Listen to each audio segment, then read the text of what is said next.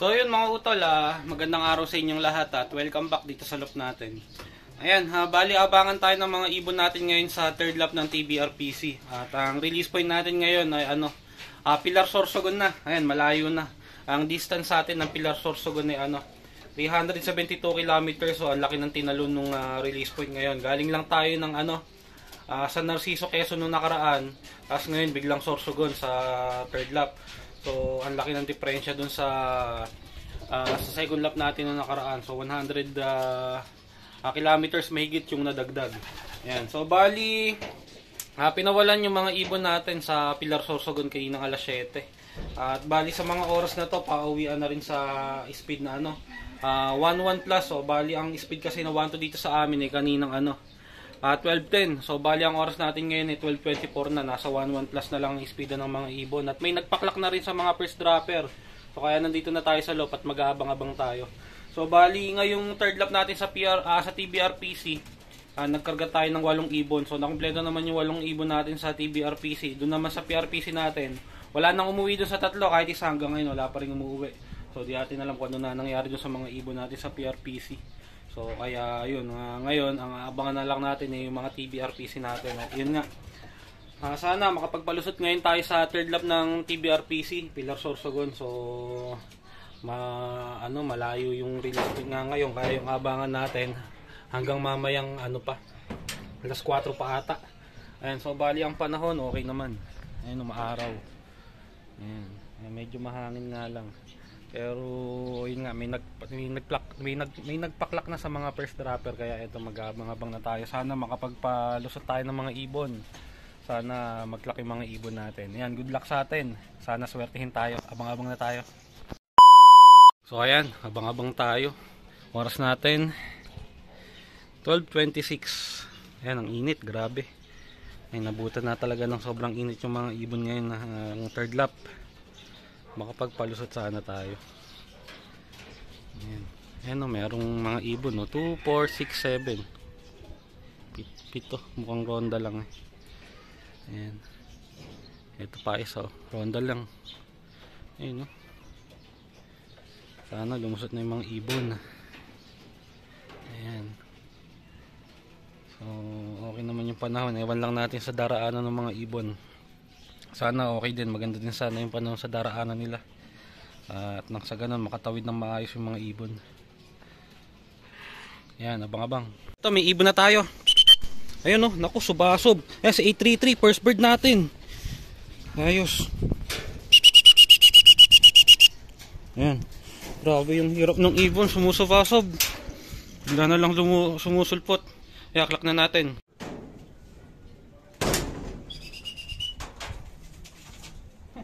Grabe, di na nakagalaw si 833. Sobrang pagod.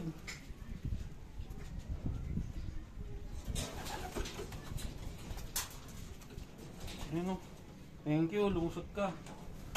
Oh, grabe. Pagod na pagod yung ibon.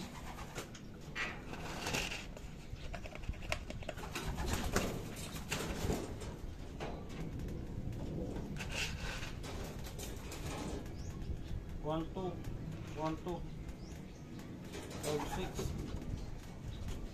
8, 1.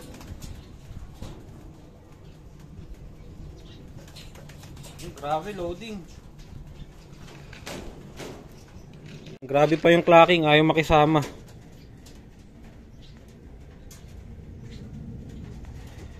Hoy, nako. Ayaw makisama nung clacking. SMS ko na lang siguro. Yung ibon ayaw nang lumayas dun sa inuminan. Talagang subasob siya Hindi biro yung pinagdaanan ng mga ibon ngayon. Sobrang hirap.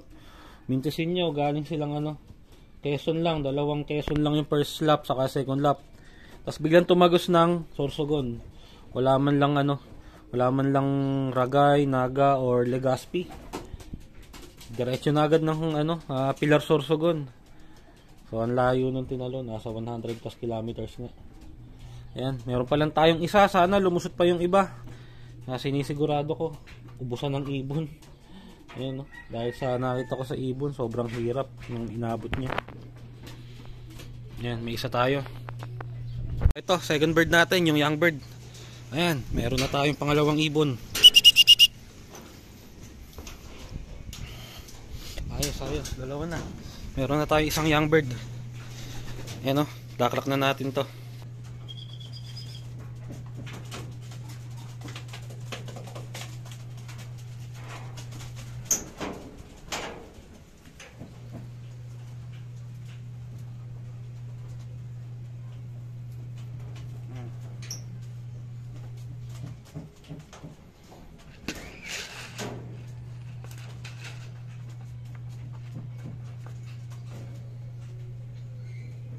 Eight, 3, 6, 4, 1, 7, 8, 3, 64, 1,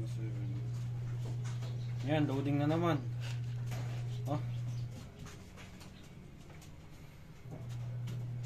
Dalawa na, nakakadalawa na tayo. So, ayun. Kahirap ng pauwian. Ayan, sana lumusot pa ibang ibon. Marami pang kulang. Ayan, nag-error na naman yung clacking, Ulitin natin. 83 64 17 83 64 17.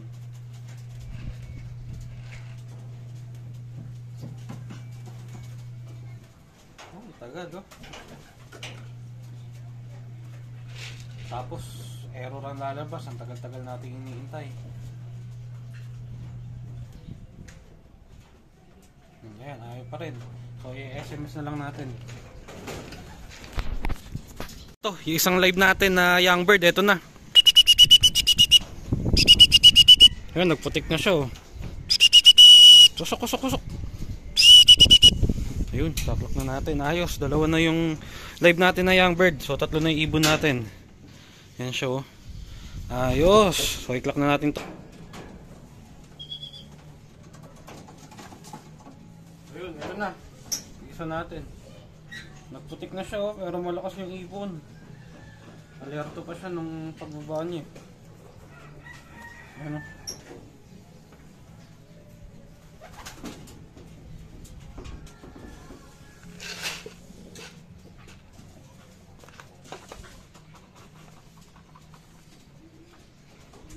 Clock natin, sana wag maglukit locking. 31 24 27 31 74 27. So ayan, loading na naman.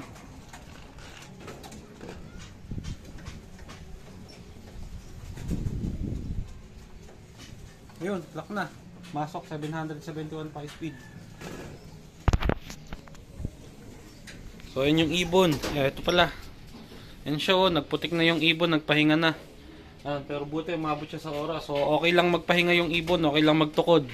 Ang importante mag-clock sa layo ba naman ng release point na yun. Talagang magkakahirap-hirap ang ibon. Ayan, buti nag-clock siya. Ayan, mag-asawa yung dalawang YB natin na yan. So itong isang nag-clock natin na checkered, nakataya siya sa SKO at KO. Kaya ayan, buti nag-clock siya. Ayan, yung mga importanteng ibon natin, okay na, nag-clock na. Ang kulang natin ngayon 5. So sana may lumusot pa. Sana may mag-uwian pa sa mga ibon namin. So ayan, abang-abang pa tayo. Ayos, meron na tayong 3. Buti lumusot yung isang live natin na young bird. Live siya ng SKO at KO, tapos naka-live pa siya ng young bird. Ayan, so ayos. Meron tayong isa, yung ampon natin ito. Kalain nyo nga naman yung brown natin, nagklaklak pa talaga, Ayan siya. Malakas pa yung ibon. Pang-apat na ibon natin to. Ayan, clock na natin yung ibon. Kalain nyo nga naman yung ampon natin. Live pa hanggang ngayon. Ayan o, clock na natin.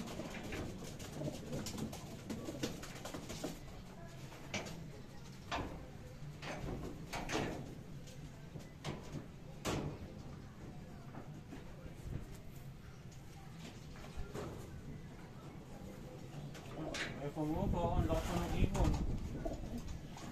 Kaya ganun, bait na sila, pero malakas pa yung ibon.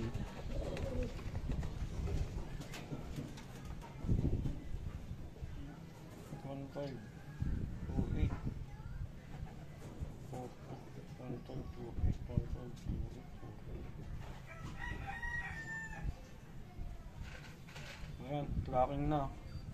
Loading. Ayun, clock na siya. Ay, 724 pa yung speed niya, umabot pa. So sana may umuwi pa, may humabol pa.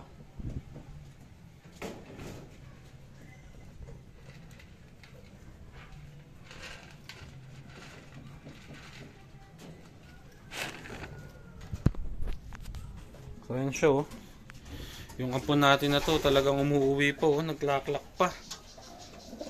Ayun, nakakaano pa lang tayo, 50% pa lang tayo. Sa 8 kinarga natin, meron pa lang tayong 4. Buti na lang, live lahat tong ibon natin na to. Ayan o, yung first bird natin si 833 hanggang ngayon hindi siya makamove no. Talagang hirap yung ibon. Ayan. So sana may umuwi pa, may humabol pa habang may oras pa. At meron na lang tayong 7 minuto bago mag-cut off.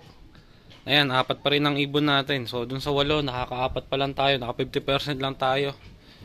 So ayan, at nadurog yung ibang ibon natin. Magpahanggang sa ngayon wala pa nga. So ito lang yung mga nag-clock sa atin. Ayan o. So bali ang first bird natin, ayan si 833. Ayan, tapos ang second bird, ito yung white plate natin. Ito si Halak, second bird. Tapos ang third bird natin, yung asawa niya. Ayun o. Ayan, tapos yung fourth bird natin, yung kakauwi lang halos. Ito si Brown, yung ampon. So akalain nyo naman yung ampon natin, siya pa yung lumusot. Siya pa yung nag-clock dun sa mga kulang natin. At yan yung ibon, mukhang ang lakas pa ng ibon oh. Oh. Malamang to, kanina pa to nagpahinga. Maaga siya sigurong tumukod.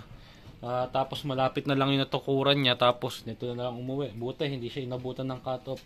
Nag-clock pa yung ibon.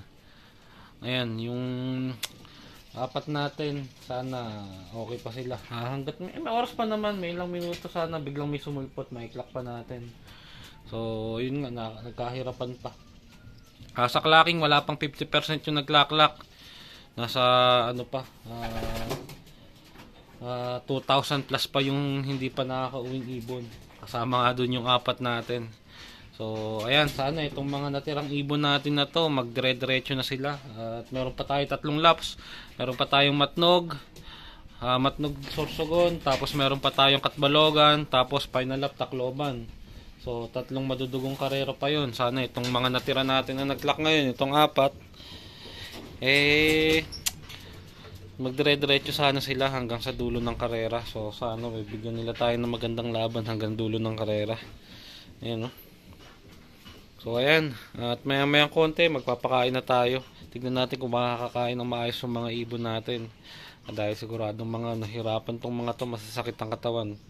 Tignan natin mamaya kung makakakain sila. So ayan, nakaka-top na at nagpakain na tayo. So yung 4 na ibon natin na kulang, hanggang ngayon wala pa rin.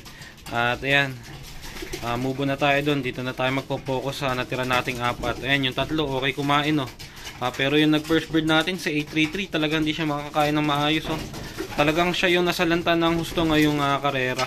Pero itong mga ano natin no, yung ibang ibon natin na sumunod lang sa kanya, sila pang mga ayos at mga magaganang kumain no. Ayan, pero ayan, kahit pa paano umaano naman sa 833, tumutuka naman. So ngayon, re-recover natin yung ibon. Ayan, focus tayo sa recovery nila dahil meron pa 3 laps. So sana itong natitirang 3 laps, wag nang bumitaw itong mga ibon natin na nandito na nag-clock. So ayan, Si Ampon. Ayan, napapabilib ako ni Ampon kahit na 700 plus lang ang speed niya, naglaklak. At ayan, malakas pa yung ibon, lakas kumain, no. So sana magtuloy-tuloy din siya, makita natin kung hanggang saan naabot si Ampon. Ayan, so bali hanggang dito na lang tong video natin mga utol. Nakita-kita na lang ulit tayo sa susunod na linggo sa 4th lap derby ng mga ibon natin ngayong South Race. So bali ano yun, Matnog Sorsogon yung magiging 4th lap natin.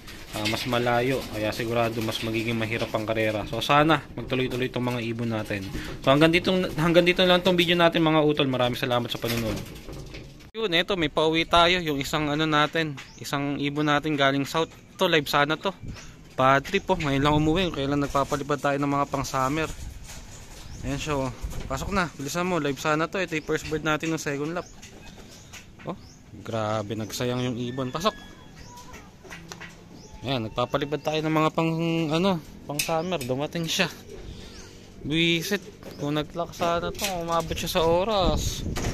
Di mapasana yung live natin. Ayan, oh. Pasok. Ay, kapatid to nung natin nung young bird natin na white light.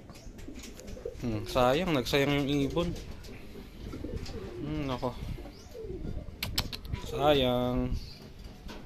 So ayan, 5 na yung pauwi natin. Oh. Ayan. Sayang to ang isa na to. Nagpakato.